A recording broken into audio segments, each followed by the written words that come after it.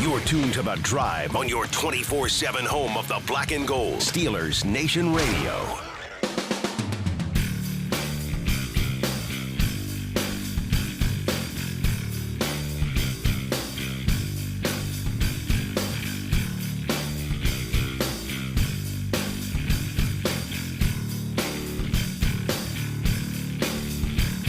Good afternoon, Steelers Nation. It's The Drive on the Steelers Audio Network. Wes Uhler and Matt Williamson with you here for the next 2 hours on a Tuesday, where, as always, we have got plenty to get into. Matt, I don't think there's any need to really tee it up today.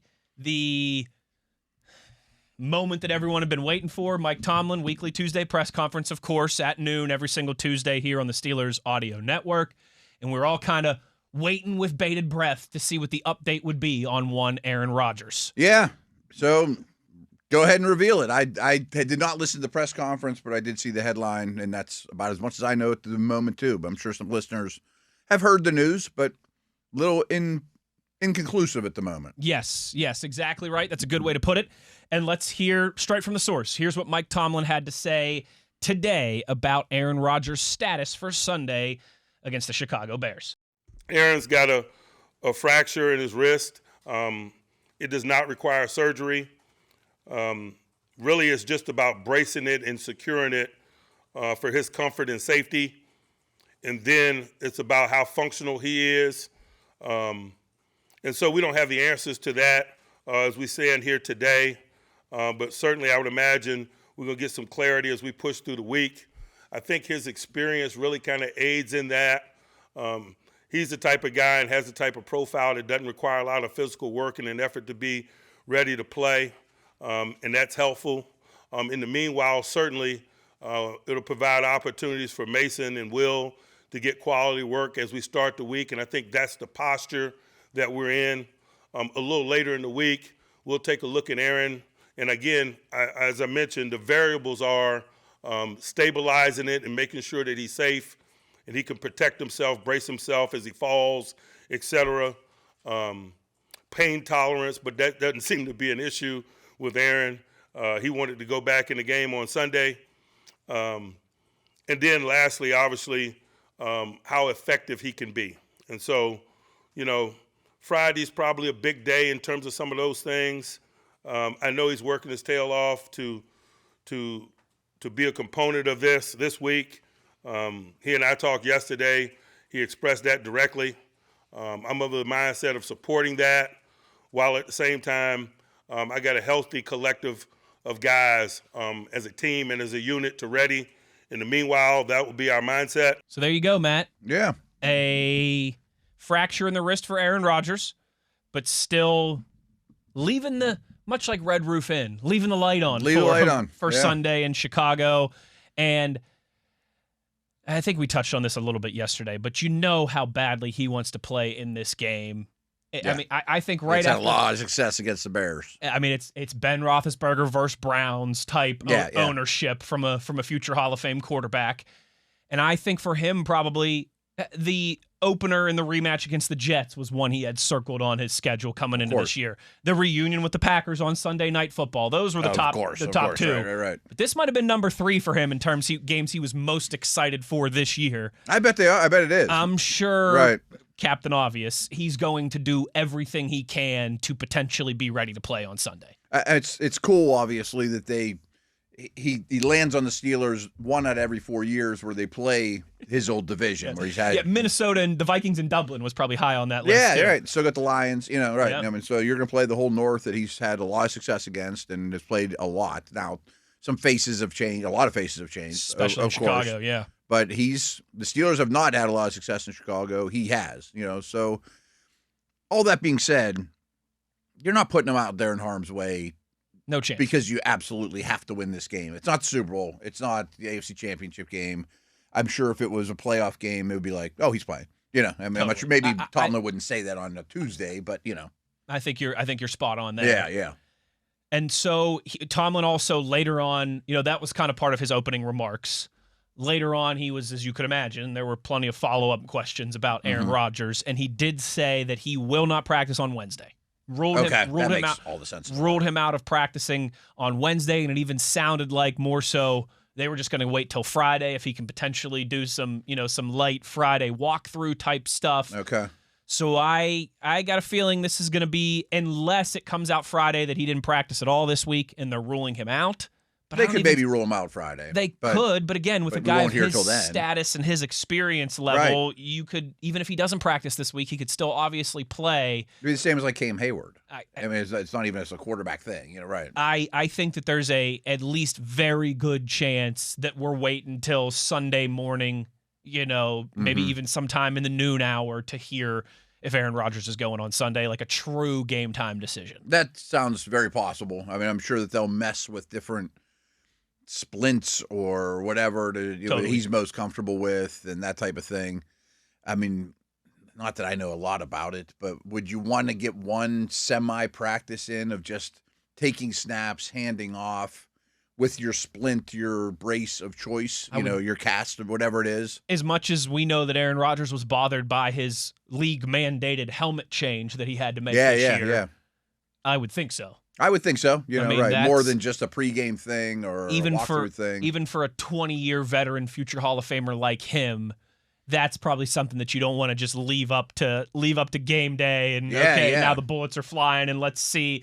That's a great point by you. I would think at least, even in a small capacity, he would want to get under center with Zach Frazier a few times and get some snaps in. Yeah, and do some handoffs. How do I hold the ball in the pocket with two hands? Those type of things.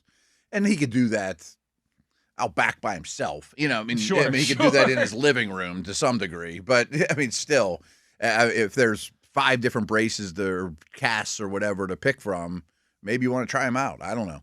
I mean, I don't think he needs the practice time. I don't think he needs to throw to Metcalf this week necessarily. Right. But more so, you're right. Wrist brace, whatever that's exactly going to look like. I know I made this reference, I think, too, yesterday. It's not the same as like Patrick Willis. Just put a whole bubble around my hand and I'm going to go out there and still tackle people. Who cares? That center quarterback exchange thing, particularly under center, is something that's going to have to, I think, at least have a little bit of work ahead of time. Yeah, and there were also Schefter reports that it was a minor break or whatever. I mean, we knew that even yesterday, I think, when we were on the air. So it makes me think it's maybe a one-game missed at most. Does that sound right? I would think so, because the Schefters and the Rappaports and the Tom Pelisseros of the world, the big national insider guys, have all stated yesterday and today that Aaron Rodgers wants to play. He's going to do everything he can to get out there. And so... And Coach said that, too. It's not a toughness, pain issue. I mean, he's going to work through that stuff. Yes. And so if you made me guess right now, I would lean towards he plays. But I was thinking the same. But I'm also with you that... the tone of that press conference. I'm also with you that if it's anywhere close to 50-50... I would err on the side of I know it's a tough one for him to miss, but give him an extra week because you got bigger fish to fry down the stretch here. I think so, too. I would definitely err on the side of caution. But if he's comfortable out there, great, Absolutely. And hey, maybe there's also the possibility he starts the game, he takes a big hit, and he goes out in the first quarter, but that's no different than any other week, I mean, the thing is, Rudolph's good. Yeah, I mean, the distance between the two is still a distance, but it's not like, man, option number 2 gives you no chance to win.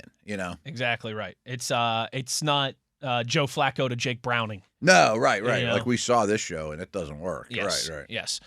So that's kind of where we start today. We're going to take a little bit of a shorter opening segment here because we want to talk to our buddy Chris Adamski. All right. All things Aaron Rodgers related and more with Chris when we return on the other side. His thoughts on Aaron's status for Sunday, as well as guys like Alex Highsmith and Jaylen Warren that we still need to get into as well. We'll do all of that and more as we roll along.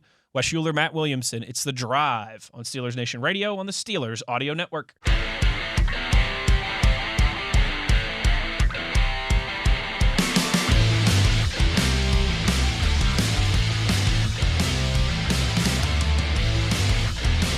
Back on The Drive here as a Tuesday with plenty to get to, plenty to parse through from the weekly Mike Tomlin press conference, particularly as it relates to injury updates. For Alex Highsmith, for Jaylen Warren, for Darius Slay, some key members of this team, but of course, chief most amongst them, the future Hall of Fame signal caller Aaron Rodgers.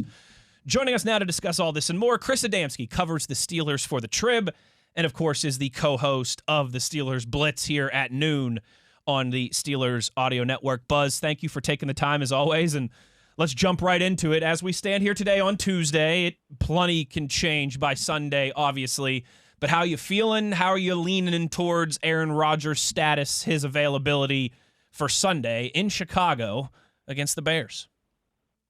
Man, you hate to read too much into what Mike Tomlin says on Tuesday because it's early in the week. He's sort of intentionally vague a lot of times, and the cynic might say sometimes he even puts out some misdirection. But to me, he sounded more and more optimistic than I anticipated heading into the day. If we would have talked a few hours ago here before Tomlin's presser, I wouldn't have thought it was likely. It sounds a lot more feasible the way it's talking now. And, we've seen this movie before, even with Mason Rudolph, for that matter, with Ben Roethlisberger, a similar situation. And he, a quarterback, Hall of Fame quarterback late in his career that doesn't need the practice time per se. And remember that 1 week, I don't know what year that was now, they were run together, but when Ben didn't practice literally all week, he didn't even practice Friday. Now in this case, Tomlin's on record, and it's true. It's that, it's not a COVID or whatever, an illness where he needs to make sure his hand can be able to, because you don't want to take, this isn't even really a shot at Zach Frazier, but a shotgun snap that's a little bit to his left or something. You don't want to have a guy who can't catch that snap, right? That again, that's not that, and that might happen once a game where there's the snap is a little bit, that you might need to make a play on, and that's a turnover, and the Bears thrive on turnovers and takeaways. That's how they're 7-3. So you hate to chance something like that. So I guess it sounds to me like it'll come down to Friday and see how he's taking both under center snaps and shotgun snaps. To me, is the way I kind of read that.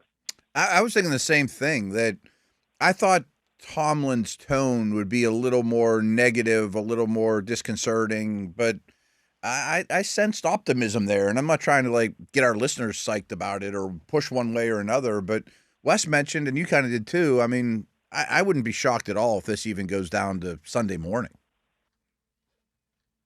Yeah, and it makes sense. That's sort of intuitive, and what Tomlin said and what I just mentioned about the snaps, to me, it's easy for me to say, right? I'm an NFL quarterback, but not having your left hand available, you wouldn't think would affect too much of the operation of throwing a ball, or certainly reading a defense, or certainly moving around the pocket, scrambling, all the things you would need. Your footwork's not affected, but so it's one little detail, but it's a pretty big detail. Like I said, if it's a trouble taking, you can wrap that up. If you're a defensive player, there's so many positions on the field other than wide receiver and I guess maybe running back that you could just wrap up that left wrist and you'd be okay. But obviously he's not throwing wrist. That's a big difference. But at the same time, again, as we saw with Will Howard, who took a snap and it can come in hot, and you're either disrupting the wrist in terms of the end, compromising it that way. But more importantly, like I said, if you can't reliably catch every snap in the shotgun or reliably handle every snap under center, again, to me, intuitively, that seems to be the issue, and I think that's what it might just come down to as you get to Friday, and maybe even I don't, that's something. Obviously, you don't need a full-fledged practice with the whole team out there. You could take snaps whenever and kind of make a read on your ability his ability, if you're not Aaron yourself, in terms of his ability to handle the snaps. And unless there's something I'm missing, like I said, I'm just speaking again. I'm not a quarterback, I'm not an NFL quarterback, but in terms of what that wrist would be most affected by. Chris, I know that this is probably a tough one to answer here as we, sit on a Tuesday and still 5 days away from game day and a handful of practices for the Steelers to get to before that point. But, a classic Mike Tomlinism is he'd rather say whoa than sick 'em. Do you think there's a chance, or do you think there's a possibility that you get to Sunday, you get to Saturday, and you tell Aaron, whoa, I realize that you want to play in Chicago. This is like Ben Roethlisberger playing in Cleveland, right? It's a franchise that you've had a ton of success against and you've really enjoyed playing against and kind of sticking it in their cross so many times over the year. But we've got a lot of important games left. We've got a stretch run here in the AFC trying to win the division and secure our playoff spot. And obviously a lot of confidence in the backup and Mason Rudolph as well, too. Could there be a whoa instead of sick 'em moment for Aaron Rodgers this week? Or, do you tell the future Hall of Fame quarterback, if you want to go, you can go? Yeah, from a fan perspective or an outsider perspective, or even, if you gave him truth serum, maybe an organizational perspective, I don't think it would be the worst thing in the world to sit down the soon-to-be 42-year-old quarterback here for the stretch run. And, and rather than playing, it would be 13 straight weeks of games here. And I just think kind of maybe in totality, he was, I think we saw the best Aaron Rodgers in totality the first 4 or 5 weeks than the most recent 4 or 5 weeks here. And I don't know if fatigue is the factor. It might not be, but at the same time, I don't think I would place the bet on he'd probably be better off down the stretch if he had a week off just for his body and everything. And no, he probably won't agree with that, and I get it. But I also think that maybe if you didn't have Mason Rudolph as a proven NFL high quality backup and a guy who's proven to win games for you over the years, if your backup was, if you just had if your backup was a 6th-round pick rookie, if they only had Will Howard as the only backup or something, then maybe you do approach it differently, or maybe we've seen some bad backup play in the NFL. I mean, if your backup was Jake Browning, let's say, I don't know, you probably don't. That's the example we made in the first segment. Yeah. Yeah. So, again, I don't know. I can't sit here and say that's the way Mike Tomlin's going to think or the way, organizationally they're going to think, and certainly not the way probably Aaron's is thinking. But in my mind, I don't think it's the worst thing in the world. Or, if you just say whoa and takes a week off, and he'd probably be better. Not only for the wrist in general, and maybe getting used to operating with whatever condition that wrist is in. And I don't know if it's something I would assume. Obviously, the body heals. If it's something that gets better in terms of functionality after a week, you have that aspect too. But I think overall just kind of load management. I don't think it would be such a bad thing to take 1 week off and take your puncher's chance with Mason Rudolph in Chicago. Yeah, that's a lot of stuff we've been saying as well. And again, I'm sure he would admit it, but at his age, I would think his knees, back, shoulders, everything, hamstrings would love a week off. The non-injured parts, but they got to be sorer than usual. Chris, you're at the facility a lot more than us. I mean, I think we all know the answer, but do you truly think that the organization and coaching staff has supreme confidence in Rudolph as a number 2? Oh, I mean, as a number 2, I think. I mean, they've now, and you could say about or whatever more, they I guess, show confidence in as a viable number 1 or whatever.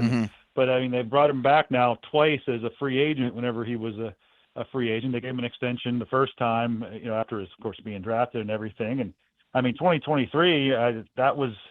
Remember, I always think back to that Seattle game on New Year's Eve when essentially their playoff lives were at stake, and they could have shut it. And not only did he play well the whole game, but the specific moment was one of the, I don't know if that was the Showtime show or whatever, where Tomlin was mic'd up and he was telling, was that the coordinator? I don't know who the coordinator was that year. Was that the Faulkner end of the year? I can't keep them all straight. I think it was. I believe so. Yes. And he said something to the effect of, let's not sit on the ball, let him throw it. You know what I'm saying? You had a backup quarterback, a third-string quarterback, really, I guess, in terms of the depth chart to start the season. And he showed confidence. He threw that pass to Pickens to put that game away and win it rather than just try to, bleed it out or whatever. And so, I think, and again, you've seen some bad backup quarterbacks across the league and different teams and everything. And, I think there's a real good amongst most of the players too. Know Mason Rudolph and most of them. Although there's a lot of turnover from even 2 years ago in terms of the roster, but most of them were there whenever he, let's face it, saved their season and gave them the best quarterback play by far that 2023 season. Those last 3 games in the playoffs. Chris Adamski, a few more minutes with him here on The Drive on the Steelers Audio Network. Chris, Aaron Rodgers, not the only key member of that offense that picked up an injury on Sunday in the win against Cincinnati. Jaylen Warren dealing with an ankle as well. And Mike Tomlin saying they expect him to be limited at first, but optimistic he will play on Sunday. It's maybe kind of a same church, different pew conversation as Aaron Rodgers and Mason Rudolph with Jaylen Warren and Kenneth Gainwell. We've seen Kenneth Gainwell. We saw it in Dublin. We saw it on Sunday. Filling in admirably when they need. But again, Jaylen Warren, I think we could argue, has been perhaps the offensive MVP of this team to this point in the season. Optimistic that he'll play on Sunday, according to Mike Tomlin, but what's your kind of optimism level that he'll be healthy and maybe, uninhibited at Soldier Field on Sunday? Yeah, I have the feeling, he said he was clear for the game. We all saw he went in for that snap that was ended up being aborted by a timeout after he'd been injured on Sunday, and the way Tomlin talked about him being in now. If you say uninhibited in terms of his physical ability, I don't think so, but inhibited in terms of the snap count. Because, now it's kind of crazy that last week at this point, at least I was talking, or me and Tom were talking, and a lot of other people talking about give Warren the ball more. I can't play Gainwell this much, but I mean, Gainwell showed again. I mean, he has 5 touchdowns amongst his last, I think it's 73 touches now. Wow. Over the past whatever game it is. So, he's making plays, and we saw in Dublin that he can be, and that game to me proved that if needed, and if there were to spell Warren during the game or whatever, even for a full game or whatever, just he can be a first and second down back, in that realm, and certainly in small sample sizes. So I would imagine, if I'd sitting here right now, I'd say probably Warren will play. And again, it's crazy because a week ago everybody's consternation was Warren's not playing enough. But yeah. It might be back to that again. Warren's, maybe Gainwell, who would take the first snap as quote unquote starter, doesn't matter. But Gainwell plays, it's maybe a 60-30-10 type game with Gainwell, Warren, Caleb Johnson or something like that in terms of the snap share at running back. Chris, last thing I got for you is cornerback. I mean, we know Porter's playing really well. He's going to be an outside guy. I think Eccles is very securely the nickel. But I think there's still there's 3 candidates to be the other starter. I mean, does Slay go right back into the starting role? Pierre's played really well lately. Could he have, taken that job? And Asante Samuel's still looming. Yeah. I felt for weeks kind of the, awkwardness in terms of Slay, in terms of, his career resume and him into everything. And, the pride of a veteran like that. Do they just go to him and tell him he's benched? I don't, and Tomlin publicly there and in the press conference today was to the affirmative that Slay will be the starter again, or I don't know how he termed it, yeah, he said that. Now he did say certainly Pierre's earned to stay in the field too, or something to that effect, and he reiterated that later. So what does that mean? Does that mean they alternate series? Does that mean I don't know how you kind of go about that. Of course, everybody up and down the organization has been complimentary for good reason with how Pierre played this last game and a half when he's been in there. And, so I don't know. I mean, Samuel, the thing about Samuel wasn't, people said, well, Duggar came right in, but he had been playing NFL football and in football shape went through our training camp, went through, 6 weeks of practice at that point. And Samuel, meanwhile, hasn't played an NFL game in 14 months. And now only has 3 practices. He'd have 6 practices under his belt in terms of NFL actual. I know he could stay in shape and all that, but it's a little bit different to throw you in an NFL game. So I could see maybe Samuel getting, in a uniform, getting a hat this week, but I don't know if I don't think we'll roll him out there as your a quote unquote starter or outside, regular corners necessarily. But might not even need it because you have Pierre right now, and I would say you probably Slay don't. coming back. So I am curious to see. Assuming it's just Slay and Pierre, I am curious to see how that plays out in terms of, because we saw before they moved everybody and Duggar got here and Ramsey went back to safety, that a couple games there where Eccles was almost in a pretty much timeshare on the outside spot with Slay. So I would imagine it wouldn't be any too much different than that. Maybe however you want to say it, a kind of a 50-50. And if saw a couple games earlier this season where Slay had some rough go of it, getting beat a couple times, and then Eccles played more, and maybe that's what happened Sunday. Is if maybe Slay plays, if assuming he's cleared, of course, plays the first series, and if there are struggles, then you see more and more Pierre the rest of the game. Chris, one more real quick before we let you go. We got the news last night that Jamar Chase will be suspended for a game by the National Football League for that spitting incident with Jalen Ramsey in the third quarter at Acrisure Stadium on Sunday. In your mind, fair suspension? Should have been a little bit more harsh. There was some precedent for this week 1 of the season with Jalen Carter and what happened between the Eagles and Dak Prescott and the Cowboys there. But that was right after the opening kickoff, so he essentially missed the entire game. They decided not to suspend him after the fact. They said that kind of served as a pseudo suspension, him missing that entire game. You think that this is, again, one game, kind of a fair punishment for what transpired, or you maybe were thinking, hey, this is something the league's got to nip in the bud and could have been a little more heavy-handed with that suspension?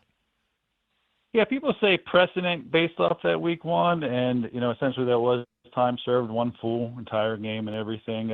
I don't know how much, or even if there's CBA involved, union. I don't know if this can factor into it, but if you remember after that game, Carter was really contrite and owned it and apologized and all that after that game against Dallas. And I mean, to me, that I don't say that is not the most galling part. I guess there's a good Norm Macdonald ran about saying that's not the worst. We don't get into that joke, but the worst part was the spit. The worst part's not the hypocrisy. The worst part is the spit itself. However, for him to kind of flat out deny it, it's also, not only is that not showing good character, it's actually pretty stupid because there's so many cameras. Right. To think he could get away with this is just not very smart. To not be contrite after the game, I don't know if that can factor in by the rules in the CBA, or if that will factor in or not, or could have factored in. I mean, it's according to what the NFL Network reports, the planned defense is that I was trying to spit down and not toward him, or what. I don't know. It's just like, come on, what are we doing here? So in that sense, but it is kind of wild that, I mean, I don't know. Can you remember? I mean, we've all been watching football our whole lives. You remember the last spitting incident during a game that now we've had two in a span of one season? It's just like, it's wild to think that we have to nip this in the bud with grown adults to say, nope, you're not allowed to spit in each other's faces. But I guess that's where we're at right now, But anyway. Chris Adamski, kind enough to join us here on a Tuesday. Make sure you're checking out all his work in the Trib, and of course listening to him and our buddy Tom Opperman at noon every day on the Steelers Audio Network. Buzz, thank you for the time. Great stuff as always, man, and we'll talk to you soon. All right, take care, guys. Talk to you again. There he goes, Chris Adamski, with all the latest on all the moving and shaking. Yeah, that was the only thing for me, Matt. Like, you know how protective, rightfully so. This is how any billion-dollar business is of their brand, of their logo. For the NFL, we always call it the shield. Mm-hmm. That was my only thing, is I could see them being like, all right, this is the second time this year that a spitting incident has dominated the news cycle the day after a game. Let's not let these people think that they're allowed to do that. We got to really send a message, So I think the one game is fair, but it wouldn't have surprised me if there was more. Yeah, I think one is the right situation, and that's a big paycheck. I mean, it is. It's only 17 games, and it's it's not baseball or basketball or hockey where there's 80 some or 160 some games. But yeah, I tell you right now, I got to think that's going to be in the off season. Maybe something that they will try and work, or maybe the next CBA, something like that they try and work into. Some sort of clause in there some that's clear similar. Guidelines of like, if you do this, there will be zero tolerance, and we can't be having that. Matt, a few more things from Mike Tomlin's weekly press conference that I want to get into. I also want to talk about some of that stuff in the secondary that you brought up there with Adamski. We'll do all of that when we return on the other side to close down the first hour of the show. Wes Uhler, Matt Williamson, it's The Drive on Steelers Nation Radio on the Steelers Audio Network.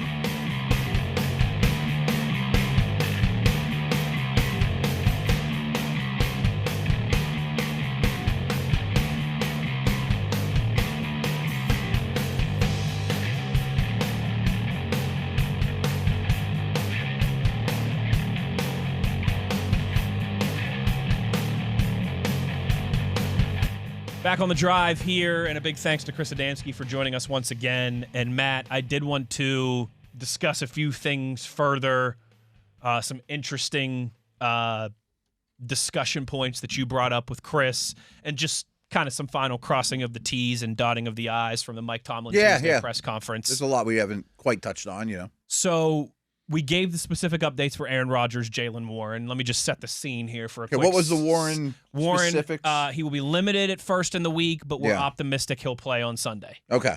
I mean, I knew he came back and maybe could have finished the game, and that doesn't surprise me. But if it's divisional round this weekend, He's it. I'm sure there's not much of a big picture concern there, but obviously being where you're at. So maybe he doesn't practice Wednesday, or and which would make all the sense in the world to me. Right? Absolutely. And as Adamski mentioned, maybe he's on a little bit of a pitch count, a little bit of a snap count on Sunday. We'll obviously monitor the injury reports on Thursday and Friday for you, like we always do. Maybe you activate a running back that's good on special teams too, or something like that. Yep. One of those moves. They've done that anyway. Sermon's back on the practice squad, so they've got that option. Cole Holcomb should be back this week, according to Mike Tomlin. Good. Which is good. Hopefully he's okay. I mean, that's been a long-term thing that he's been dealing with. Illness. Something's going around, Something's fellas. going around, yeah. Yeah, gotta be careful. Something's going around. The TV's locked in over there. He's not laughing at me. So I wonder, we saw about 12 snaps of the 3 inside linebacker package. Yes. Something like that. It was. I think that might have been right. Harrison's a lot different. I mean, to pull that off, I think you want one of them to kind of be a hammer, like a Harrison. I wonder if Holcomb would get any run in that, because Queen and Wilson aren't coming off the field. Is that a Harrison-specific thing? That's interesting. I'm just curious, yeah. You're right. Typically, like when we've seen them do that in years past, it was always Mark Robinson. Yeah, the thumper, the hammer type. You're the downhill, key the run guy. I think particularly against teams like the Ravens and the Lions and the Eagles and, teams that are predicated on running the football. Cole Holcomb has a more well-rounded skill set. I don't think that's I don't think that's debatable. Think that's debatable. I mean, he's the backup to both starters. Yes. The second he's healthy. Without a doubt. Sure. But in terms of that specific package, I think you might be right. I think that might be you're looking for different skill sets amongst the group when you deploy them in that regard. Because I know we'll get into this more probably in the second hour, but I think a big reason for it is now they're playing more too high, more defensive backs away from the line of scrimmage. So I want one of my guys that is near the line of scrimmage to be a little bigger, stronger thumper, Makes sense. Right, yeah, especially against Jonathan Taylor, right. Absolutely. But it's not like the Bears don't run the ball reasonably well, too, and, They do. Chase Brown was coming on pretty good, too. I was going to say, they don't have a Jonathan Taylor or a Josh Jacobs type name in the backfield, but that offense is doing everything effectively right now. And my hunch is Chicago. that 3 inside linebacker package is here to stay in some capacity. You might see it 3 snaps one game, 12, 15 the next. I don't know. Yeah, absolutely, right. You'll see it more probably against Baltimore than you would against Cincinnati. Yeah, I would think. But certainly something to keep an eye on. But that might be Harrison specific. The more I think through it, that would make sense. That would make sense. And hopefully with Cole Holcomb back in the fold, maybe we'll get the answer to that on Sunday. Alex Highsmith will be limited to start the week, and they'll monitor his progress. Okay. I mean, obviously, they're very equipped to move on or, to survive without him. Sure. I mean, Herbig's a stud. Yep. Sawyer, you're getting more and more comfortable with him being out there. Playing better and better, too. I mean, again, I thought the bottom of the roster really stepped up in this game across the board.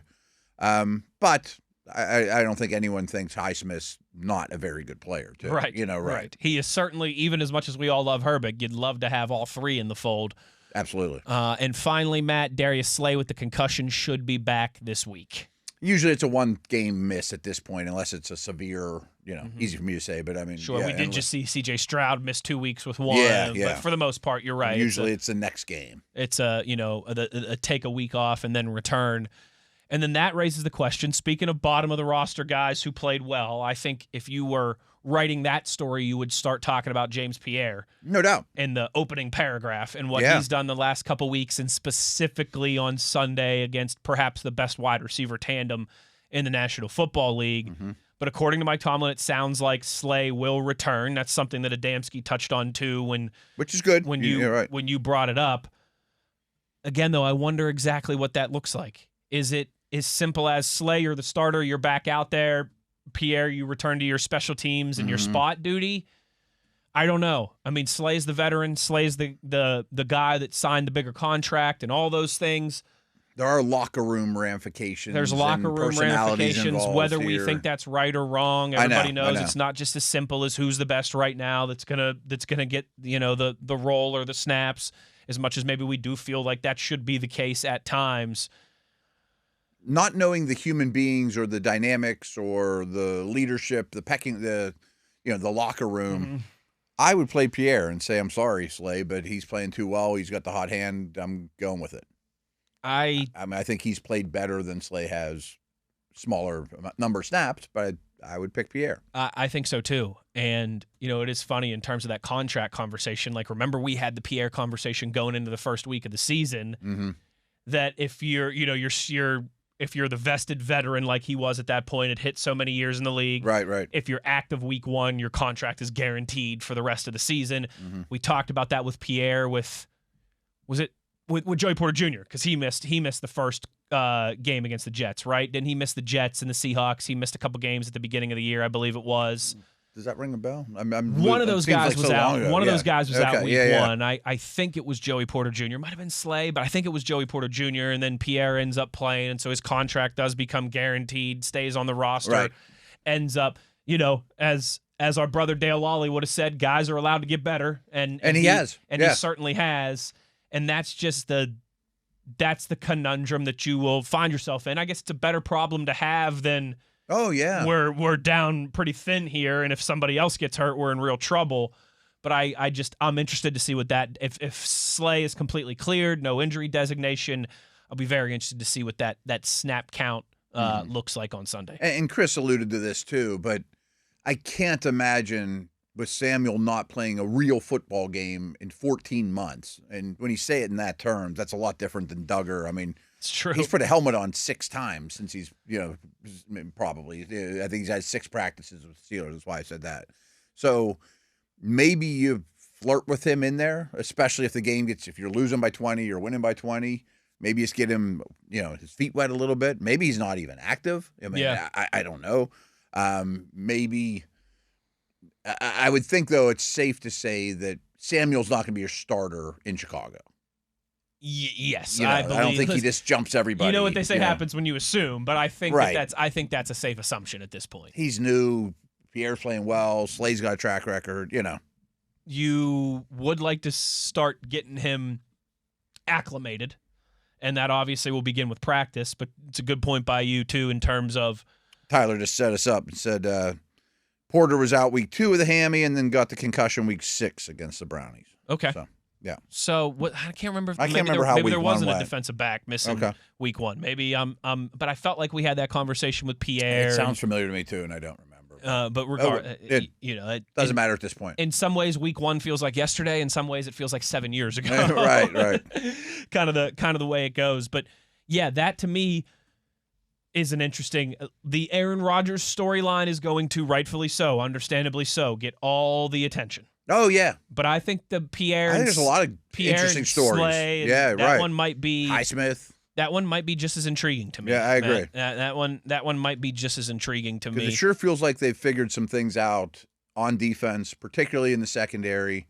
We'll probably talk about that more in the second half. The too high stuff and all that. But I don't know that I'd mess with a good thing at this point. Against 2 high-quality offenses, you did well against the Colts and the Bengals. And I know Slay was in there for the Colts, but I mean, still, you're starting to right the ship.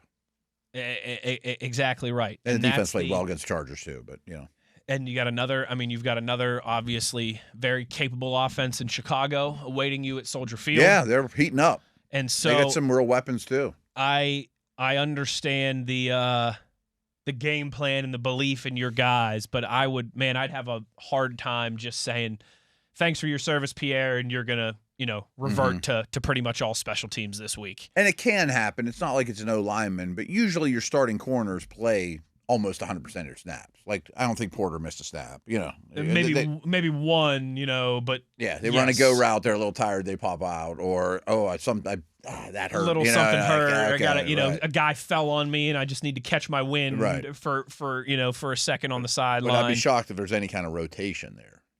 Agreed.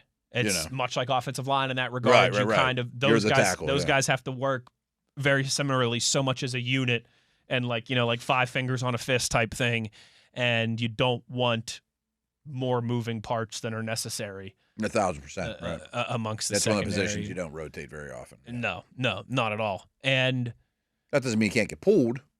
this is You know, true. like if you're poor play. This is true, and I know a lot of times when you bring that up, Matt, people will say, "Yeah, but then what are you doing to Pierre's confidence, and what kind of message are you sending there?" I don't think that's an issue for a guy like Pierre, who has been back and forth, up and down his entire career. Jerked around his whole career. He's been a starter. He's been a practice squad guy. He's been all over the place. He's gotten bad news from coaches often, right? Exactly right. And I get that, and I think that's more of a quarterback thing, you know, taking guys in and out of the lineup. You're the leader of the team. Like if you were to take J.J. McCarthy in and out of the lineup, I mean, that does have ramifications to your locker room and maybe the young man. But deep down, I think any of these athletes, if that's enough of a setback to throw your career down the toilet, then you probably weren't mentally tough enough to begin with, you know. That's a great point by you. Yeah, like come on. I mean, you got benched in the NFL. So be it. You know, you're going to get called upon here again, you know. A lot of these guys who go on to have great success, it didn't start for them all sunshine and rainbows. No. You know? Right. A lot of these guys have gotten benched. A lot of these guys have gotten benched. A lot of these guys have been on practice squad, have been on different teams. Even now in this era, Matt, a lot of these guys went to different universities. Yeah. You know, and they didn't transfer because they're moving up, getting more money. It's the Flacco moves from Pitt to Delaware because he couldn't play. Exactly right. Or, you know, a coach leaves and you don't think the scheme fits you the same way, or you get somewhere and maybe some of the promises that college coaches and recruiters writing checks that they can't actually cash when you get onto campus. Yeah, I think this isn't what I thought it was going to be. This was not what I thought it was going to be. I think that happens plenty of the time as well. And, so I knew, again, that we would have the Aaron Rodgers storyline from today. Of course. And there'd be plenty to discuss and dissect and debate from that. But this, like I said, I think this Slay and Pierre usage is just about as interesting from I agree. Not from a national perspective like a future Hall of Fame quarterback, but from what it means for the Steelers this Sunday and what it could mean going forward the rest of the way. Yeah, I mean, starting corner is a big deal. And again, they have really good receivers, and you're going to see a bunch of receivers going forward and hopefully into the playoffs. And I'm not saying either one's the long-term answer, but I think Pierre's clearly turned a corner and worth pursuing. You know, is this who he is for real? I couldn't agree more. Yeah. Couldn't agree more. The last thing I'm trying to check is I don't think, as I was in here, obviously, I do the quick little 2-minute intro for the Mike Tomlin press conference and then, then hop on with Jerry for like 20 minutes afterwards to kind of recap everything. And I was listening for anything about Asante Samuel. Tomlin didn't say anything in his opening statement. I don't believe nobody asked about I don't think anybody. And again, in my mind, that shocks me. No one asked. Yeah, I was like, but again, when you've got the Aaron Rodgers stuff going on and Warren injury and Highsmith injury, yeah, that's true. It maybe falls to the back burner a little bit. But I'm double checking here, and it does. And unless I completely missed it listening, and no one's tweeting about it, don't think we got any new word on Asante Samuel Jr. So that might be one that we just got to wait and see the practice report and see. I think he's practicing in full. Yes. I mean, he did last year. Yes. I mean, he's healthy. He's cleared. Still on or maybe the practice squad is the better way to put that. Does he get elevated to the active roster at any point? That would be the big. I don't think he has an extensive special teams background, though. I wouldn't think if he's so. Your fourth corner and he's not a special teamer, although Pierre is. Pierre absolutely is. He's one of your core guys. But does his jersey get dirty? Right. But you also don't want just two out there, or three, because that's what worried me when Ramsey got ejected. Is like all of a sudden it's like you may not have any corners, at least because Ramsey can always do it. Sure, sure. But then you're short of free safety. Like Clark had to be the free, and he's not really a free. You're kind of robbing Peter to pay Paul there in some ways, but it all worked out well. I was not laughing about that, but in an alternate universe, Mike Tomlin, as I think everybody would expect, was very much in Jalen Ramsey's corner and was, I forget what his exact line was, but when someone spits on you, you can react however, to kind of paraphrase there a little bit.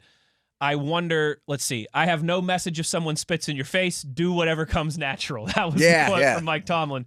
And I think that's right to say today. I do wonder if Cincinnati would have ended up coming back and winning that game, what the message or what the, right. We would all understand no matter what, but boy, that'd be an unfortunate way for the game to turn. I mean, totally awful. We talked about that a lot yesterday. I think we would be singing a completely different tune, as would many people. Fortunately, ended well on the field. Justice with the suspension. We close the book and we move on.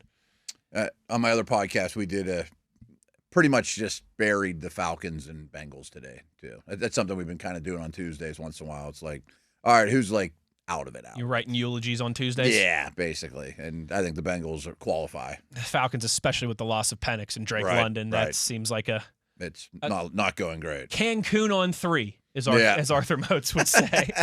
An hour in the books, another hour to go. We got plenty to get into. We'll do a little fantasy football focus. We'll take a look at the Tuesday power rankings, all that and more as we roll along. Wes Uhler, Matt Williamson, it's The Drive on Steelers Nation Radio on the Steelers Audio Network.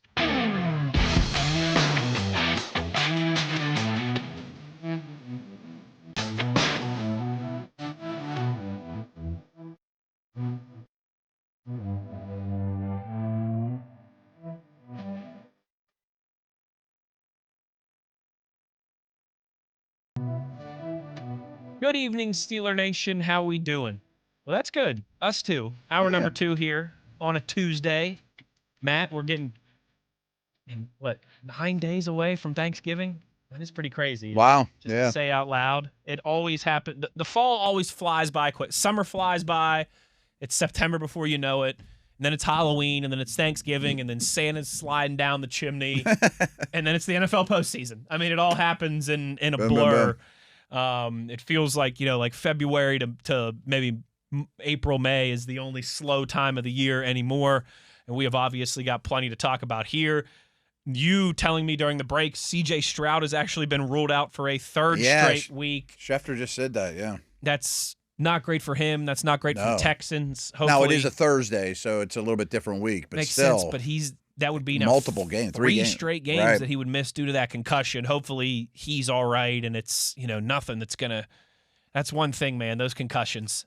Oh, you always worry and wonder and and multiples, and I don't know how many he's had before and those type of things too. And that stuff's scary, man. Right. It's real scary.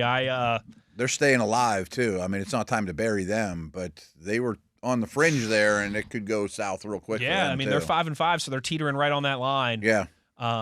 Hopefully everything's all right for him. That's it. You and I, we always say we don't like talking medical stuff. We're not doctors. I just know I don't know. Concussions might be at the forefront of that conversation because even medical people and doctors, there's still a lot of uncertainty around that. But it's come a long way, but still. Certainly has. And I know some people, in fact, two guys that I grew up playing hockey with who went on to play professionally, one in the NHL, one in Europe, that are both dealing now in their 30s in retirement with concussion stuff and brain stuff, and it is scary. It is not fun, and so hoping for all the best for CJ Stroud. Yeah, it's real easy to be like, Slay has a concussion, should be back in a week. Miss one game. What do I know? That's not a torn hamstring or a broken wrist. No, it's not the Aaron Rodgers situation. Absolutely, it's scary, and I do like how we're, I think, more aware of that than ever before. For sure. There's still so much unknown there. As I say, 5-10 years from now, they may even laugh at us as this is the dark ages. I don't know. Totally. Yeah. Totally.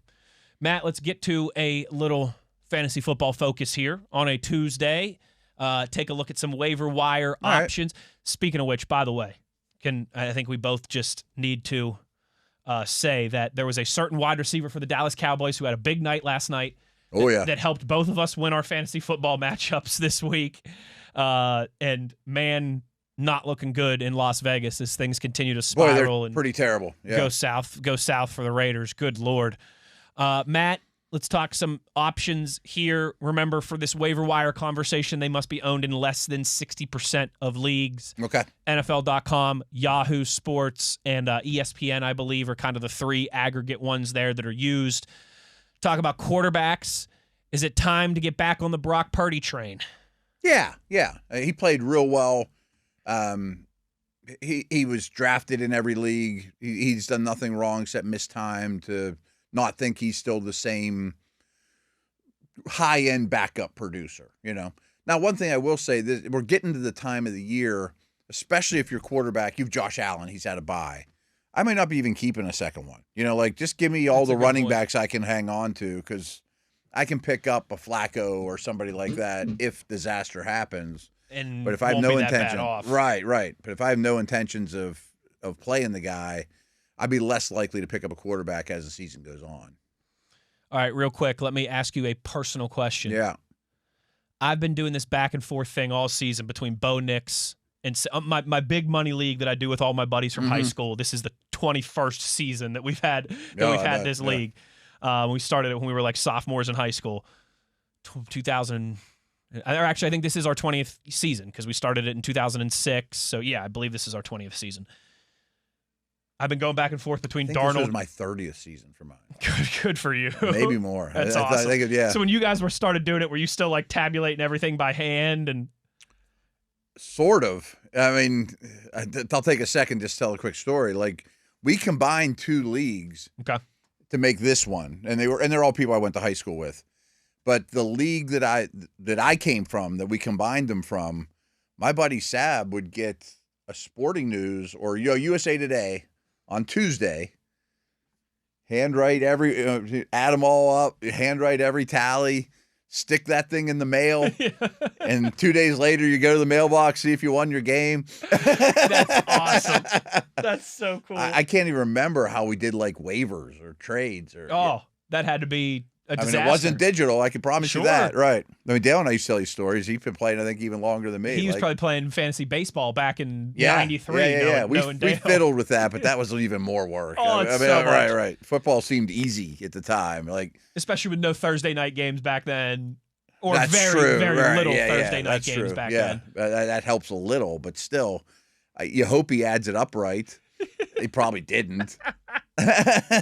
Somebody's back in there fudging with the numbers, making sure they win every single week. But he would lick a stamp and stick it on there and get in your mailbox in a day or two. It's fantastic. That's like I was just talking with my oldest daughter is 4.5 now and super into Christmas and the holidays and everything as you can expect. And I was trying to.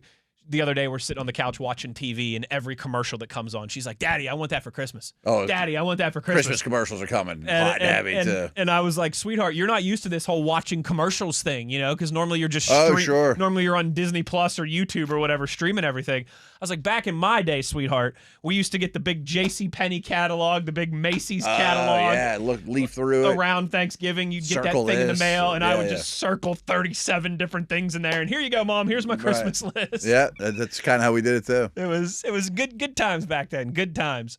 Darnold and Bo Nix.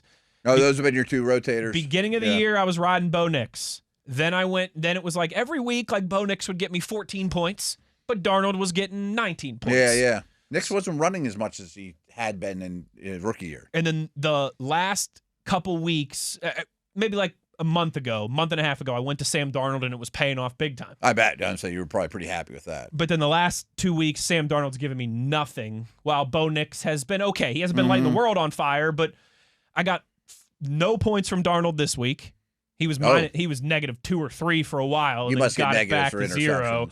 And then the week before, I think only 3 or 4 points from him, whereas Bo Nix is doing the consistent 12 or 14 points a week type thing. Is it time for me to go back to Bo Nix, or don't give up on Sam Darnold just yet? That's a situation I think I'd keep both. I wouldn't just cut one. Absolutely. And really just do it matchup based off the defense. Which is tough. I mean, it's a great way of looking at it, but it doesn't always come to fruition. It's such an unpredictable league. It's not like, that's a layup defense. I don't feel for you. I feel for you a little bit because it's easy to look at yourself like, man, I left more points on the bench yet again. Yeah, you're right. Last quarterback one for you. Say you're someone who's really in a bind this weekend. You need somebody desperately. Would you go Jacoby Brissett or Joe Flacco? I guess I should probably look at the matchups too for you. It doesn't matter. Contextualize it a little bit. Well, no Chase. Ooh, that's enough a for key. me to not. I don't know if Harrison comes back, but it didn't matter. I mean, Brissett had 47 completions, and he uses his legs a little bit, not a lot of it, but more than Flacco. But both are going to have to make their money through the air. I'd probably go Flacco in a vacuum. It's sort of like rest of year. I don't know about this week in particular, but rest of year.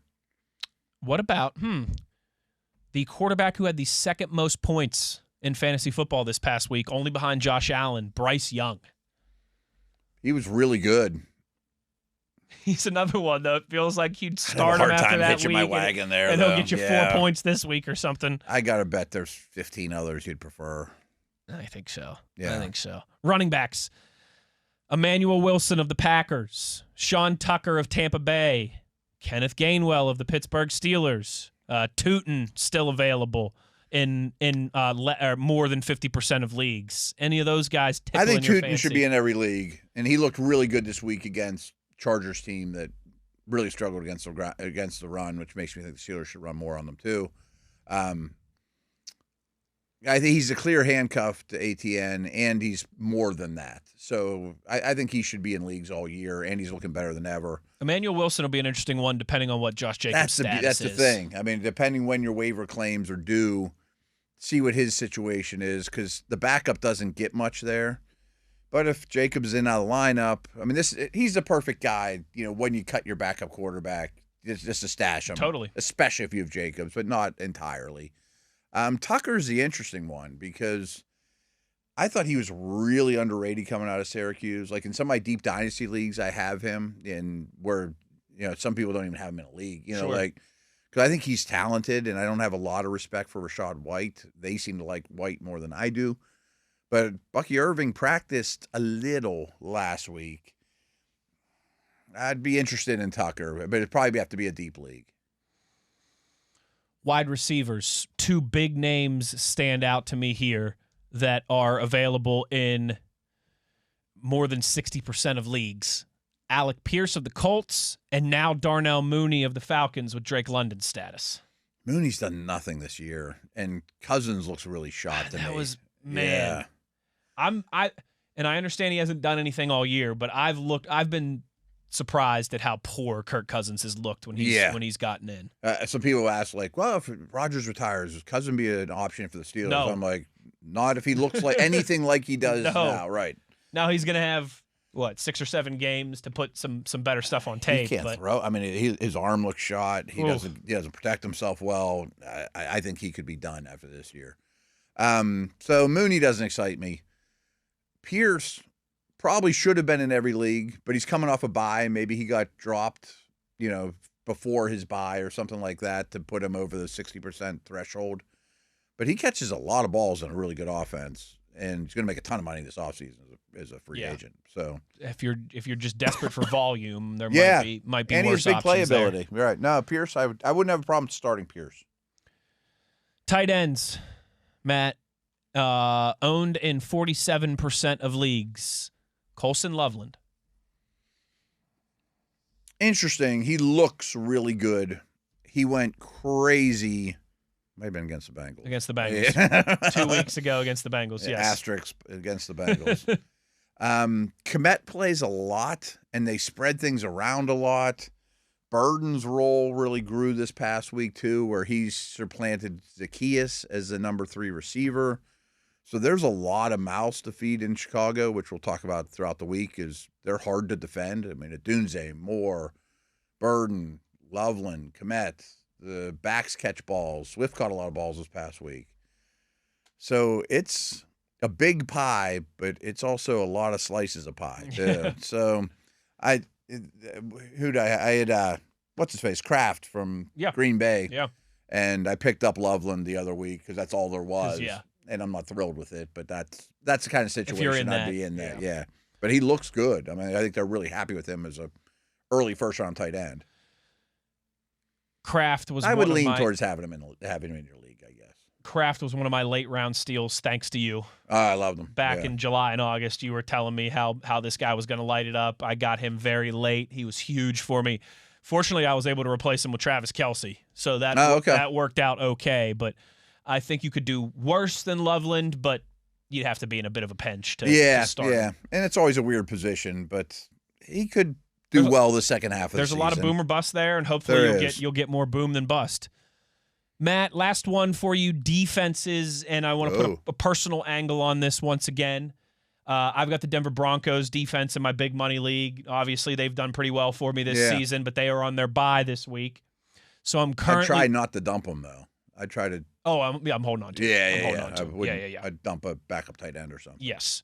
I'm currently deciding if I go against which defense I pick up, and there are 2 teams that are playing against each other this weekend. Do I pick up the Cleveland Browns defense and trust them to wreck the Raiders offense? Or do I pick up the Raiders defense in Just 'cause they're playing the anticipation of Browns. Shedeur Sanders and the Browns being very futile on offense. 2 exceptional pass rushers, so sacks are certainly a possibility. Do we think Shedeur is going to play?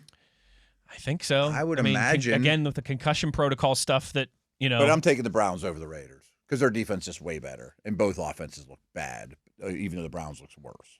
And, man, as rough as Shedeur Sanders looked, Geno Smith continues to give away turnovers like he's working at the local bakery. I mean, Gentry got 6 carries. They ran the ball 12 times all night. A couple of them were scrambles. What are we doing here? I don't understand. I realize they fell behind early in that game. They did, I get but it, still. But still, I mean, it just a lot of head scratching going on in Vegas. No, they're one of the worst teams in the league. They certainly are. And that's surprising because I don't neither of us picked them to go to the playoffs or anything like that, but we didn't think they'd be this much of a pushover either. I wonder if Carroll's one and done, too. I think there's a real good chance. Yeah. It hasn't gone at all to plan. No. And it seems like they're the type of organization that would, blow things up and really try and maybe grab some headlines and chart a new path. There's your fantasy football focus for Week 12 already in the National Football League. We will get into power rankings. Oh, it's Tuesday already. It's a little Tuesday power ranking time. Who's at the top of the pecking order? I think I've got a guess. I think they play across the Commonwealth of Pennsylvania, about a 4.5. I was thinking the Rams. Ooh. Both those teams have had big wins. We will wait, and they had to be really high. They should be the top 2. We will wait and see how the power rankings play out when we return on the other side. Uhler, Williamson, The Drive on Steelers Nation Radio on the Steelers Audio Network.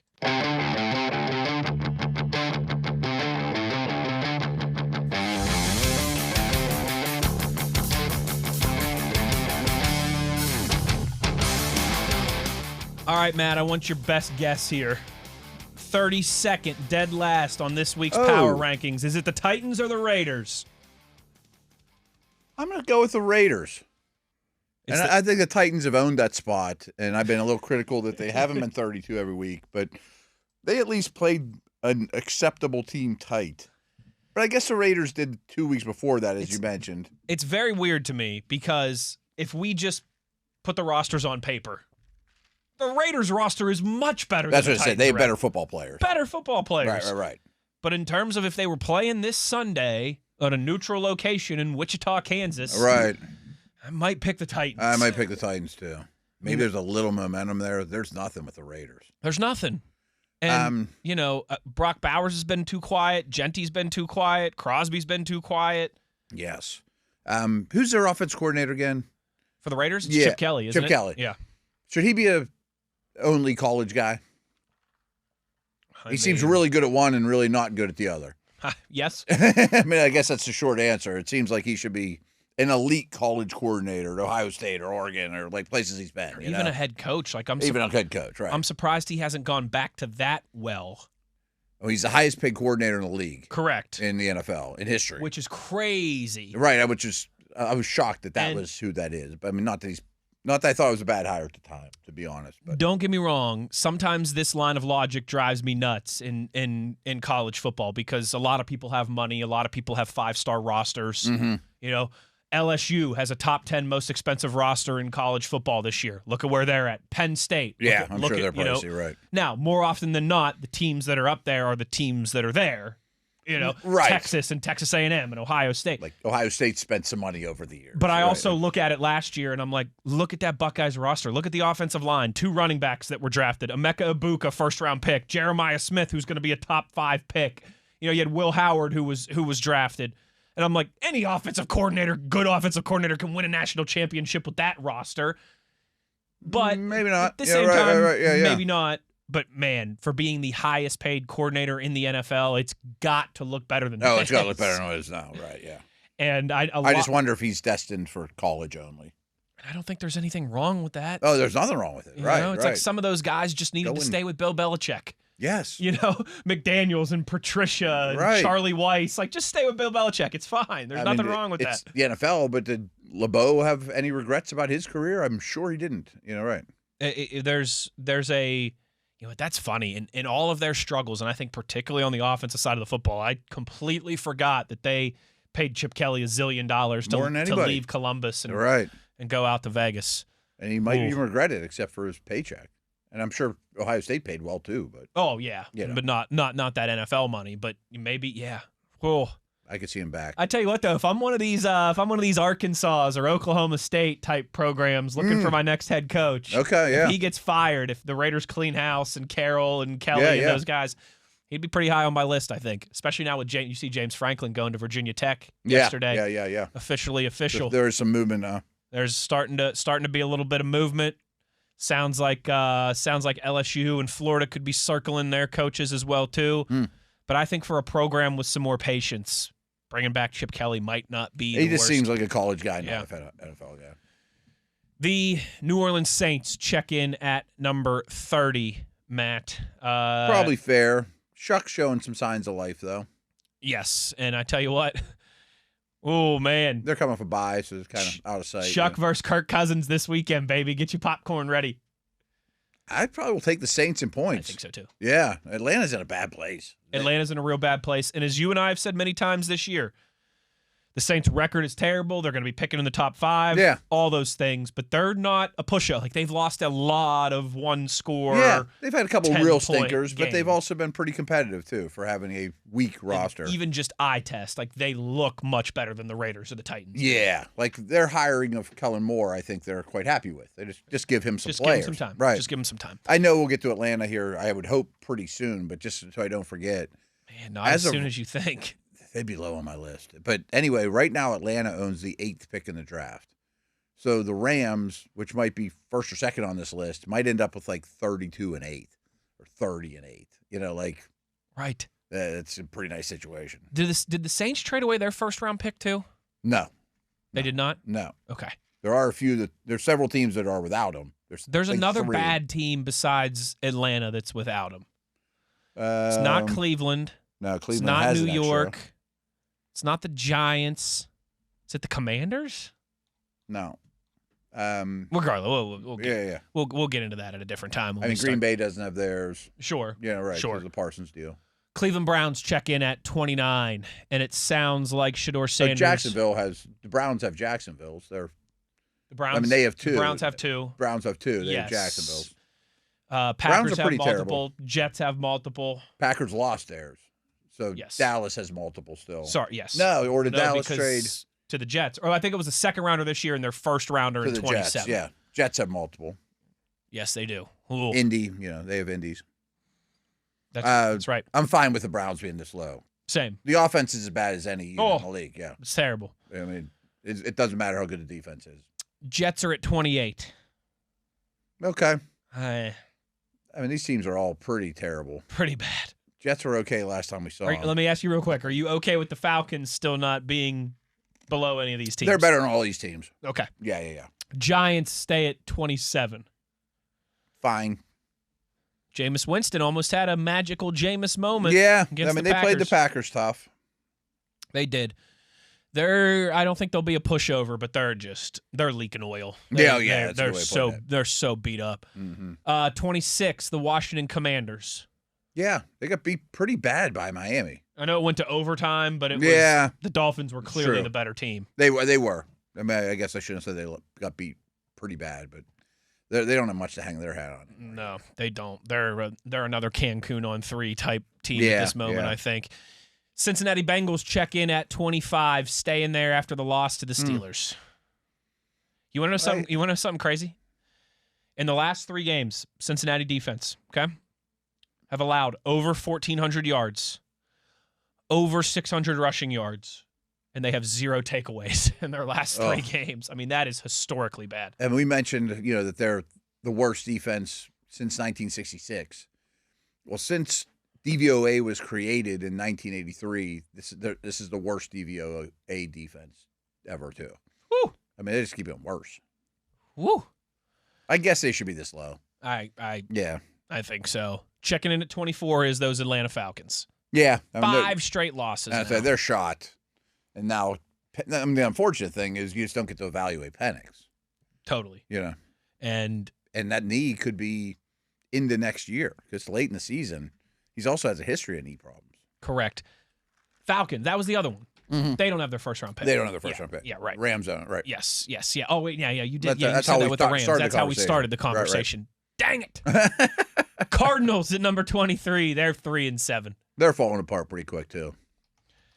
And, they're another one. I guess you don't even probably really need to evaluate Kyler Murray at this point. Is that I don't think he's going to play for them again. Are they in the market? I mean, fully and I think Brissett will be the caretaker for a rookie or someone else, and Kyler will end up in the Jets or whatever, Cleveland or who knows, the Raiders, whoever can't get their guy in the draft.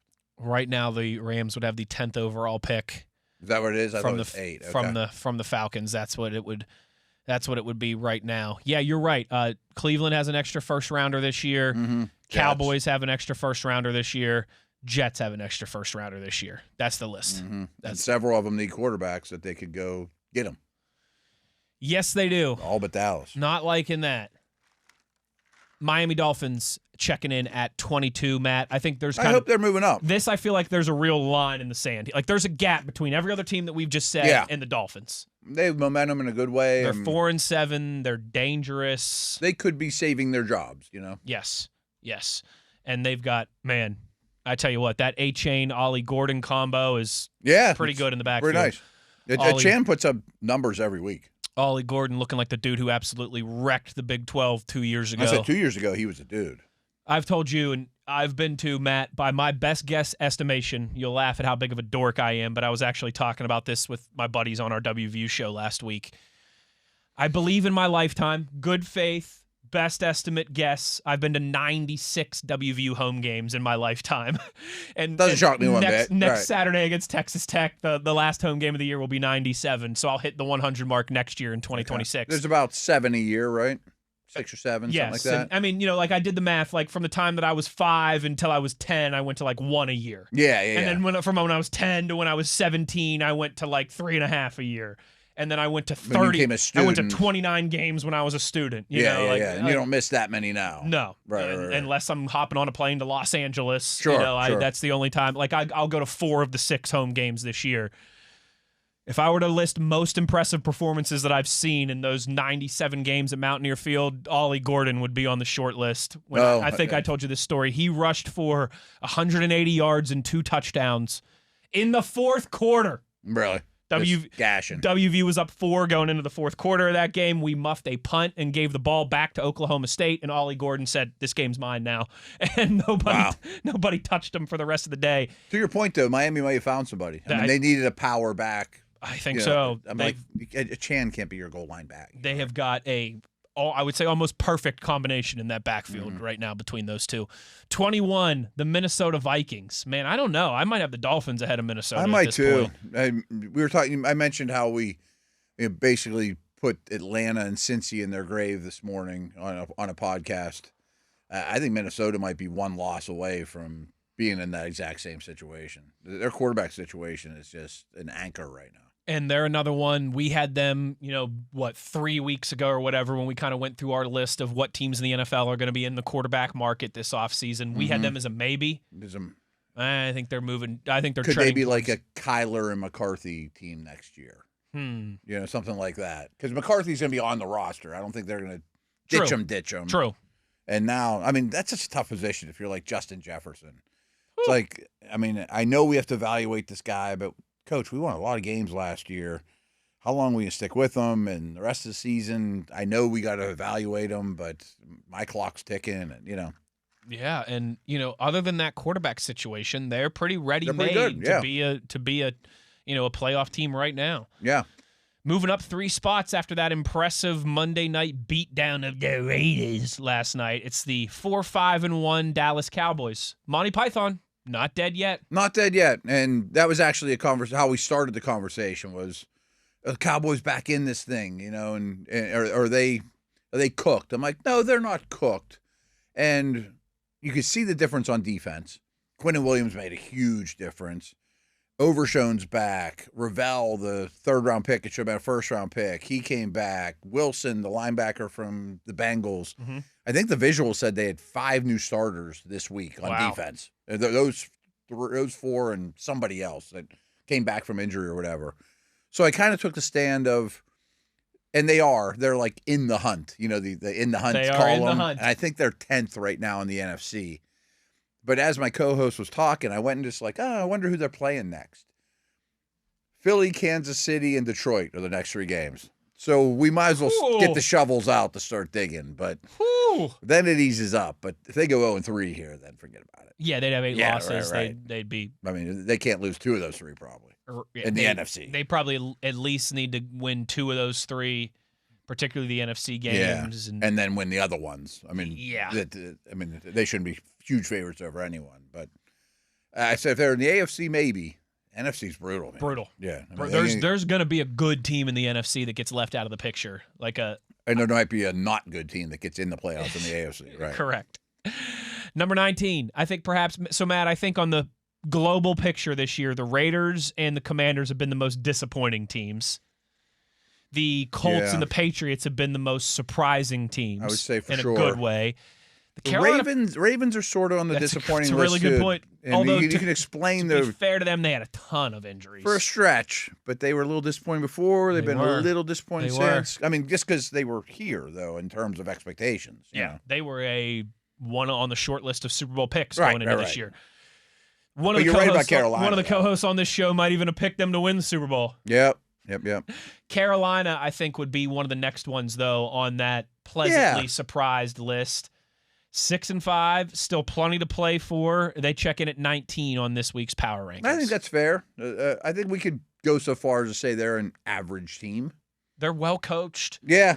They don't have much that scares you, but they don't have much that Cincinnati defense that you circle and you go, these guys are really terrible here. And like last year, their defense was at that level. I mean, they had a lot of injuries, but they had no talent either. Yes. They're, I think, about right there. And I think that's fine. They've still got plenty to play for. The Texans check in at 18. They are 5-5. Still no C.J. Stroud. They now have a 29% chance to make the playoffs. They're staying alive. And Mills isn't the worst option. He's probably a little below like a Rudolph to me. They do play this Thursday. I don't know who they're playing. We can preview that later in the week. They play the Buffalo Bills. Maybe get the shovels out after that. You were talking about, writing the eulogy, the obituary for some of these teams. Dallas, I think Houston as well too. That both Texas teams could be on They deck. Could be next Tuesday's. Houston goes bits, yeah. Buffalo at home with no C.J. Stroud, to Indianapolis, to Kansas City. That's where the Texans are. That's the Texans' next 3 games. Yeah, and they're not in a good enough situation. Bills at home, at Indy, at KC.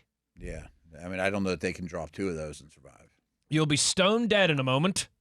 Isn't that what they say in Monty Python? And he's like holding it. I'm not dead. He's like, you'll be stone dead in a moment. He's lying. Chargers check in at 17. And I don't know about this. They dropped from 11 to 17. I realize it was a lopsided loss against Jacksonville, but I don't know about dropping them all the way to 17. I kind of disagree with you, just because I think the O-line's so bad. And I heard some splits today. Tart, their nose tackle, it's almost like Cam Hayward last year. When he's on the field, they have a great run defense, but he's not on the field a ton. And when he's off the field, they get gashed, which I would have liked to see Pittsburgh do more of 2 weeks ago. Checking in at 16, just above them, the team that just gave them a butt whooping, 6-4, the Jacksonville Jaguars. I'm still not sold that they're – I mean, I'm not like digging the grave for them or anything yet, but I'm not sold that they're an above-average team, which I guess at 16, they're definitely – no one's saying they are. I meant to tell you guys this. We laugh sometimes about the messages and the comments and those things that you receive. Anybody who works in this business does, right? Sure. Sometimes you get people saying nice things about you. Sometimes you get people in your mentions calling you an idiot. Mm-hmm. I had some guy who messaged me on Facebook and was like, can you please stop with the Yinzer pronunciation of Jaguars? It's Jaguars, okay, you Yinzer. He is correct. Excuse me, this is the Steelers Audio Network last time I checked. Did you tell him to quit being a Jag? I told him to quit being a Jag. I saw on his profile he graduated from Pitt, just that typical nose in the air, Panther education, I guess. The Jaguars check in at number 16. Matt, down 8 spots. The Kansas City Chiefs at number 15. Wow. That's a little harsh for me. Let me see who's in front of them. The Bears. Like, I'd have the Chiefs ahead of the Steelers. Would you have them ahead of the Ravens?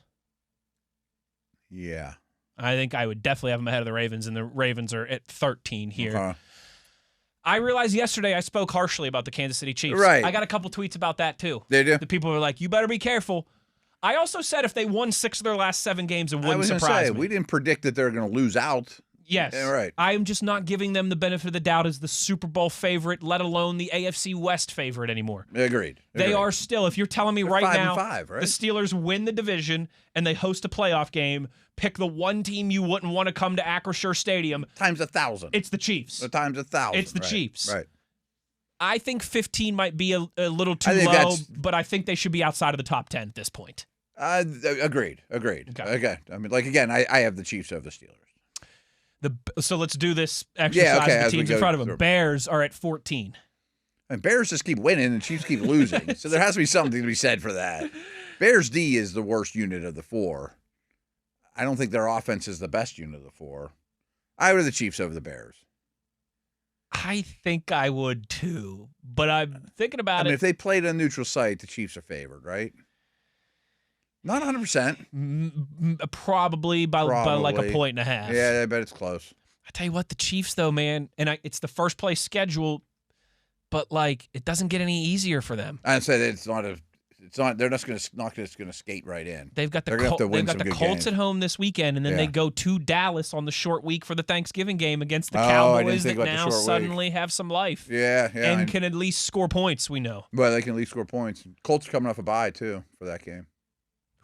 That's 2 rest issues. So even say they split them and they go 6-6. I mean, They're they're still swimming upstream. still tough, and then they got a desperate Texans team still, and You would think Stroud's back by then. still got to play the Chargers.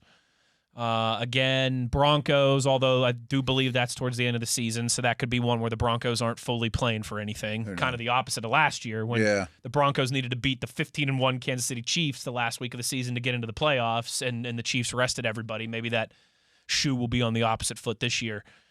Baltimore at 13. I think I would definitely have the Chiefs ahead of the Ravens. I think I would too. They're both I think that's about right for Baltimore they're right both now. 5-5. Wow. I don't know if the Ravens have like turned the corner. They didn't look great against Cleveland. No. And I realize the Cleveland defense is good, but they struggled to get that win. They did. Lowest they've been in a while, Matt. The Tampa Bay Buccaneers checking in at number 12 That's after too harsh for Sunday's me. loss to the Bills. Yeah? I'm sorry. I mean, the Bucs I'm are ahead better. of the Steelers? Bucs are better than Steelers. I mean, the Bucs are good.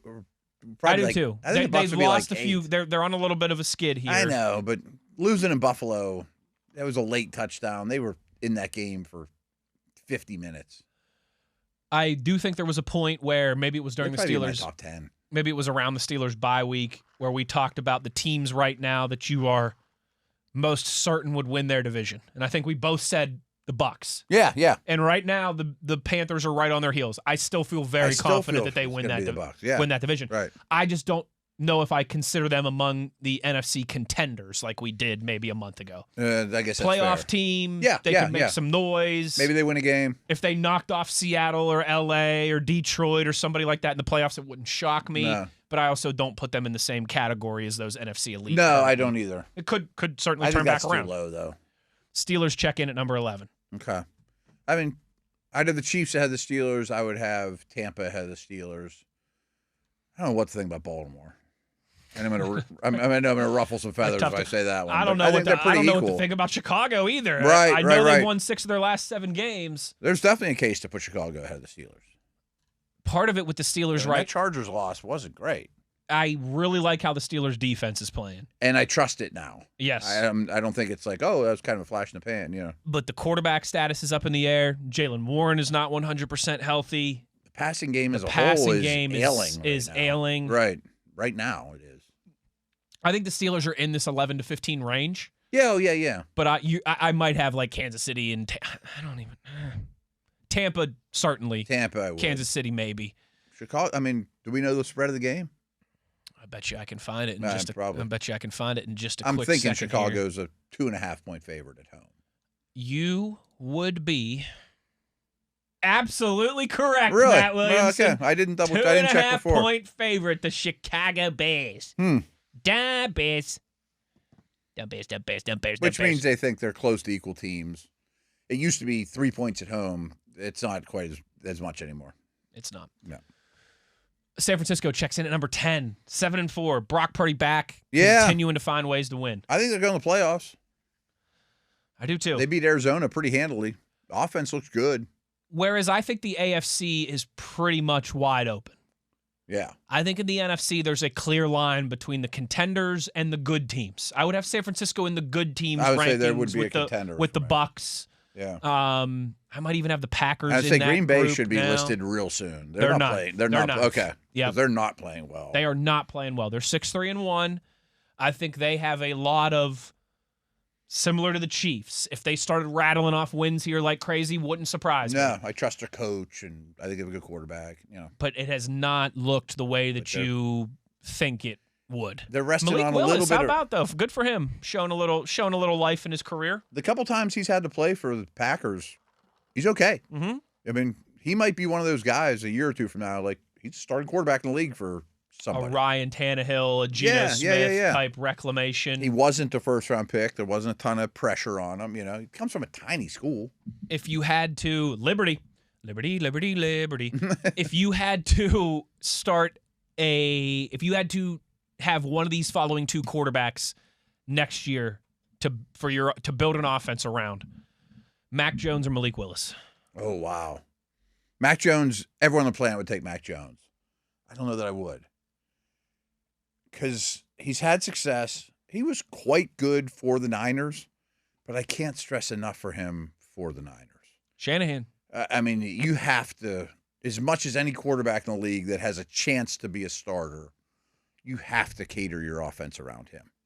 I mean, he's just not that talented. Like my co-host is Locked On Niners guy. Yeah. And he's always trying to sell me Mac Jones to the Steelers next year. Oh, when Rodgers retires, we'll give you Mac Jones for third. You're like, no I'm like, chance.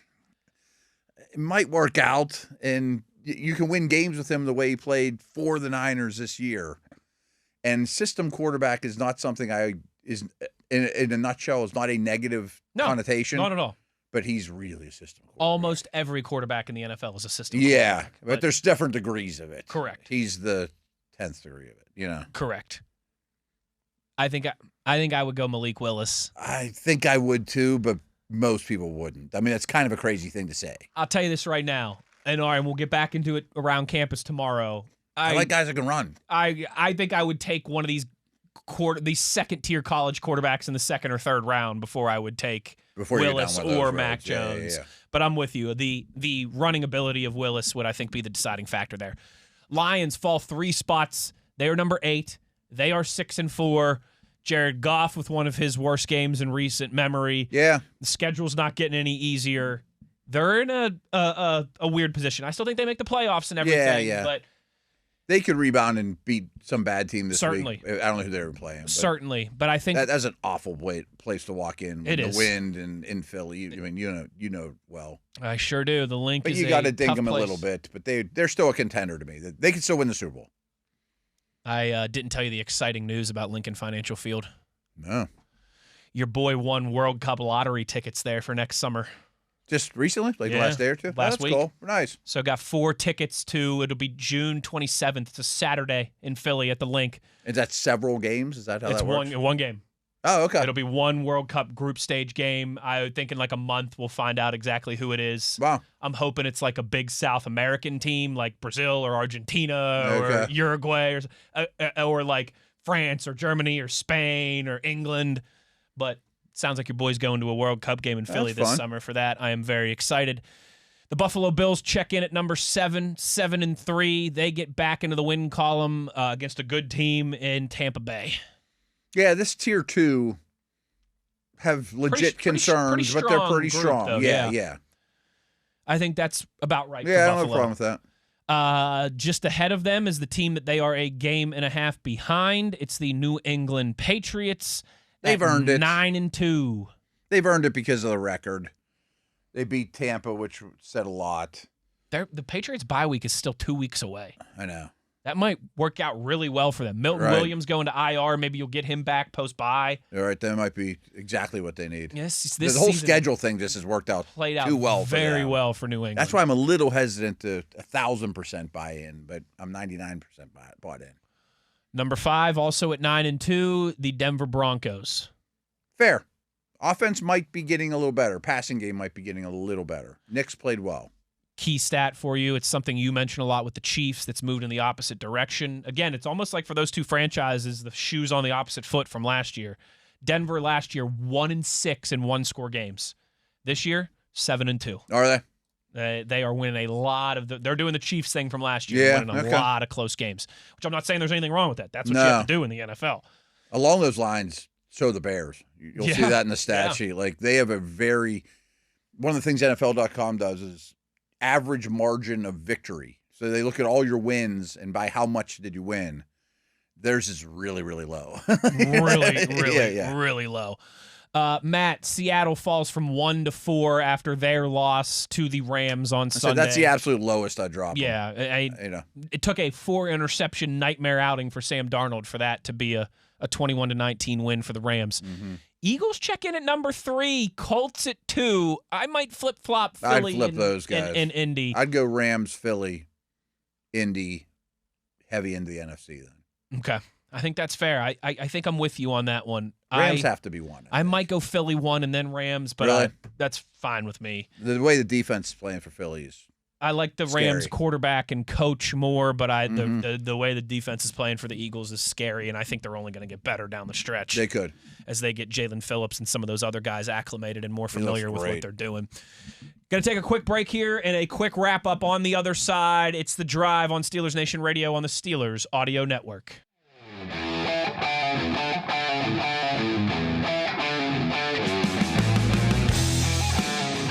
All right, Matt, this might be the shortest segment ever in Drive history, but I did want to get to a funny tweet from Max here. Remember we had the conversation about time of possession.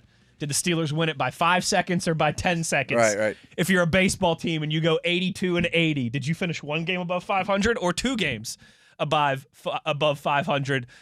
Max chimes in, and he said he's definitely with us. 82 games in baseball is 1 game over 500, 30 minutes and 5 seconds, 5 seconds more time of possession, not 10. Right. Look at us, Matt. We're just some statisticians. We're just some mathematicians up in here, baby. Yeah, like you said yesterday, they were 30:05. If they would have held the ball 1 second longer, do they get credit for 2 seconds longer? I don't think so. We need to maybe in the offseason. If the ref blew the whistle 1 second later on one play or whatever. I think I told you this yesterday. Mike Pursuita's on the complete opposite side of the fence of us. He's like, you go 82-80, you finish 2 games above 500. It's simple math. I think you got to break it down like we just did by the second. We need to, at some point in June when we have nothing going on. That's a Sharky's conversation. Have Pursuita in here for 5 minutes and argue with him. That'll do it for the show today. We got a ton of tweets in the last 24 hours or so. A lot of stuff. Oh, yeah. Tomorrow's going to be busy, too. Tomorrow will be a busy day. I promise you, though, I've bookmarked those tweets. We'll get to those tomorrow and on Thursday as we roll along. But tomorrow, we'll dive into Matt's stats. I'm doing a lot of Bears homework right now. We'll go around campus, all that fun stuff that we typically do on a Wednesday, as well as talking to our buddy Chris Halleck. But that will do it for us today. Thanks to the first part of our Chris contingent here on the drive. Chris Adamski for joining us in the first hour of the show. Crisscross applesauce. My wife didn't know what that was, by the way. Our daughter came home from school the other day and was like sitting down and was like, crisscross applesauce. And my wife was like, what's that? I don't really know either. Well, you can't say the one thing that it's when you sit with your legs crossed. I kind of knew that. We used to call it something different when we were kids, but now you can't say that anymore in 2025. Okay. If you're picking up what I'm putting down, it was a disparaging comment about. I'm trying to think what I called it as a kid. I don't know. I'll tell you when we go to break. I do know. I ain't trying to get canceled on this Tuesday. Right. It was this Tuesday evening before we get out of here. It has nothing to do with applesauce. No, it has nothing to do with it. I think that's just a funny way to make it rhyme. To rhyme for kids. Nothing to do with applesauce. Right. The big applesauce is going to come after me now. Right. Big applesauce is going to be all in my mentions trying to get me canceled. Big thanks to TV, Mr. TV, our resident statistician and, of course, video producer. And a big shout-out to Matt Williamson. We'll dive into Matt's stats tomorrow. You know where to find us. As always, take care. We will talk to you then on your 24/7 home of the black and gold at Steelers Nation Radio on the Steelers Audio Network.